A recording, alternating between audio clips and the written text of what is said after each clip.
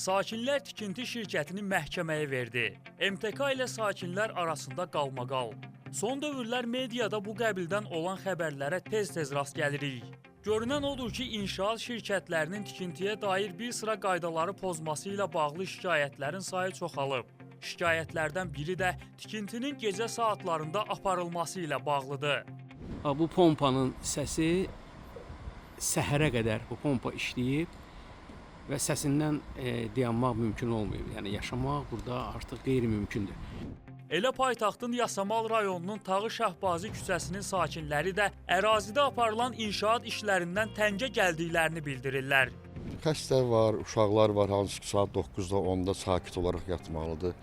İnanırım ki, gecə bəlkə də 2 dəfə, 3 dəfə o beton pompanın səsinə uşaqlar oyanırlar, yuxudan dururlar. Narahatçılıq tək böyüklər üçün yox, kiçiklər üçün, xəstələr üçün, qoca ahıl adamlar üçün böyük narahatçılıqdır. Mən sadəcə pensioner adamam.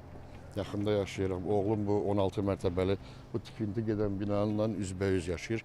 Pəncərələri də bura baxır.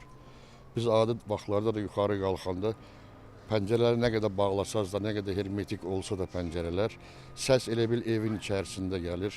Pompa işləyəcəksə ev sirkələnir. Maraqlıdır ki, axşam saatlarında aparılan tikinti işlərinin onlar üçün narahatlıq yaratmadığını deyənlər də var. O tikinti həmişə gedir.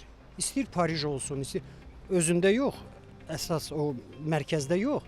Qıraqları tikilir də, o geçmişi. Təbii şeydir, normal şeydir. Yəni bu problem deyil.